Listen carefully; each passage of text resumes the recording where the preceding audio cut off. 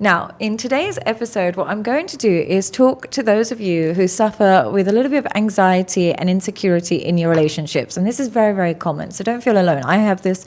I know a lot of people that do suffer from this. And I remember feeling super, super jealous of people that were just secure in their relationships. I remember looking at people and thinking, how are you so calm? Like your husband's on holiday and you're just fine about it. Or your partner he hasn't called you since this morning and you're just getting on with your life. I would literally be debilitated when that would happen, or anything along those lines would happen to me. And I used to suffer from this a lot.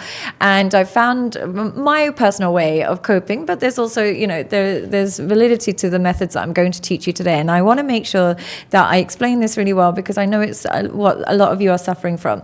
So the key when you suffer from relationship anxiety and you get this insecurity and you get this anxiety is knowing very clearly how a secure person would act in this scenario and how you're acting, and making sure that you act in a way that would lead you more towards security, okay, and secure attachments. And that's what I'm going to teach you.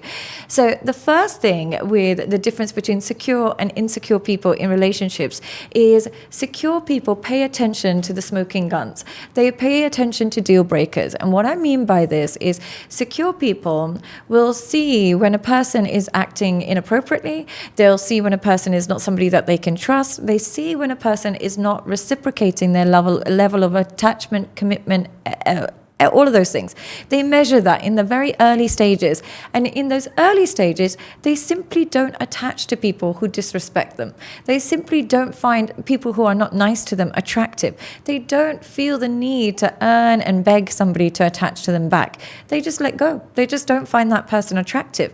What insecure people will do is see all of the red flags, see all of the smoking guns in a person, and attach more to that person. The more this person is not labeling it, the more this person is not responding to their text messages, the more this person is using them, the more the insecure person wants that person to truly love them. They want to convince this partner to see the good in them. They want to earn that love. They want to be able to change that person's mind. So they don't pay attention to early warning signals. They see the reward being that they're able to convince this person to commit to them. The reward is actually finding a better partner, but they don't see it like that. So the first key difference between secure people and insecure people is their selection. Secure people select those that love and reciprocate their love and affection. Insecure people select people who are not giving them the love and affection that they want, and they're hoping they can change their mind. That's the first difference. And now, some of you might already have chosen a partner, so that's no use to you. Here's the second key difference between secure and insecure people in relationships. Secure people only react and cause issues when there is a particular issue to discuss. And what I mean by this is a secure person might generally really trust their partner, but one day their partner was just not responding to their calls, so they're having a reaction to that. Or one day they saw something that they didn't appreciate or respect, so they have a reaction to that. And what they'll do is see that behavior and effectively communicate to their partner that they notice this behavior, they don't think this behavior is appropriate, and there's a consequence to that behavior. The consequence might be that as a result, I don't feel good and I might end this relationship. And they mean that consequence, but there is some consequence to what they've just noticed. What insecure people will do is notice all the bad behavior, but they might not say anything. Yeah, they might see that their partner's following new people on Instagram, don't want to say anything, don't want them to know that I've been snooping.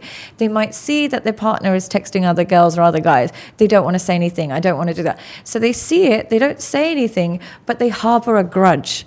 They indirectly, passively, aggressively start to, form resentment towards their partner. They'll pick fights, and then they explode. And when they explode, they truly explode and unleash all of their anxieties and frustrations, and then they throw everything in their partner's face.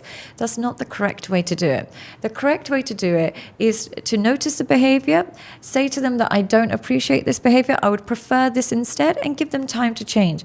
Insecure people won't say anything. They won't say anything. They just hold it in. And the other thing with insecure people, they don't wait for an event to happen to feel insecure. they feel insecure throughout the relationship. They're constantly feeling insecure, and then they're just looking for the evidence of it. Secure people are constantly feeling secure and safe. And then if something comes along, they address it when it comes along. It's not a continuous state. So if you're in a continuous state of not trusting your partner, chances are you have some anxiety. If you generally trust your partner, but one thing went wrong, chances are you don't have relationship anxiety. You have a real reason for why you're feeling this way, and you should communicate. Now, the third difference between secure and insecure people in relationships is the concept of protest behavior. Now, what protest behavior is when you're feeling emotionally disconnected to your partner. Maybe you haven't seen them for a while, or maybe you haven't heard from them. And in that process of feeling disconnected, you're trying to get reassurance, but you're doing it in an indirect and manipulative manner, which is actually counterproductive to the relationship. And what I mean by this is you might notice that your partner has not rang you today. It's making you feel insecure. Instead of just saying, hey, babe, I haven't heard from you today. Are you okay? You'll say, I'm not messaging them. I'm not going to message them all day and see how long it takes for them to message me. And then when you finally hear from them, you're like, see, look, you went the whole day, and you just start a fight. All of that could have been avoided if you just said, hey, I haven't heard from you. Are you okay? But they don't do that. They do protest behavior. Or what they'll do is when they get really anxious, send endless messages and endless text messages and really cause an eruption of emotion. They just really destroy the relationship. In their desperate attempt to restore the connection, they actually destroy it. What you need to do when you're starting to feel emotionally disconnected and it's starting to trigger your protest behavior is you communicate in that moment. You take that minute to understand where your partner is, what they're doing, and if there's any miscommunication and how to resolve it. You don't wait until you're about to explode and do counterproductive behavior like messaging other people just to show them that you're not interested, or posting a thirst trap on Instagram to show them that I don't care about them. You don't play these games. The games will just lead to a shortcut of the relationship ending. Don't play any games. Effectively communicate. And if you're afraid of coming across needy, see it as so. I don't care if I come across needy. I need my needs to be met. You either meet them or you can go. But I'm not going to try and tiptoe and pretend that I'm not needy and pretend I don't need this because I'm scared you're going to think I'm insecure. See it as, I don't care if you think I'm insecure. I need some level of communication. Let me know what's going on. Let me know if we can label it. Let me know. And then I can decide what to do. But tiptoeing around you is what insecure people will do. Okay? Now, the main thing to understand the difference between secure and insecure partners is secure partners make their partners feel safe. Insecure people make their partners feel anxious. How you feel in a relationship is very much linked to your partner without you realizing. Now, if you are naturally an anxious person, even if you've got a very loving, secure partner, you might still have remnants of your anxiety that you're projecting. That might happen. But on the whole, what will happen is when you express a need, a secure partner is like, oh, of course, no problem. I completely understand. So when you say to a secure partner, look, I feel really uncomfortable when you're following a bunch of girls that you don't know or a bunch of guys that you don't know, or I feel really uncomfortable you're posing really seductive posts on posting them on Instagram. A secure partner will say, oh, I didn't mean it that way. I'll work on this. Yeah, don't worry, I'll work on it. And they might express a need that they have. No problem. What insecure people will do is misinterpret these relationship skills as a form of control. They will say, see, you're just trying to control me. You're just trying to do this. Oh, you're so insecure. But you have to ask yourself, is what they're asking of you reasonable? If it's a reasonable request, then you giving into that is not a form of control. It's actually to make the relationship better. But if it's an unreasonable request, that's different. But if it's a reasonable request and you're rejecting that, what you're rejecting is the skills that are required to make a healthy relationship. So insecure partners will take your reasonable requests and accuse you of insecurity, anxiety, make you feel like you're begging for the bare minimum. Whereas secure partners will make you feel like your wish is my command, no problem, I don't mind. I'm not saying being a pushover, but they understand, okay, that kind of makes sense. I probably shouldn't be following these girls, or that kind of makes sense. I probably shouldn't be posting so seductively. It kind of makes sense.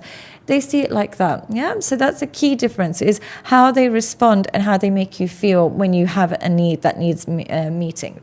Now, the final thing that is probably the most important difference between secure and insecure people in relationships is secure people have a willingness to walk away, whereas insecure people have zero willingness to walk away, but endless complaints about the relationship.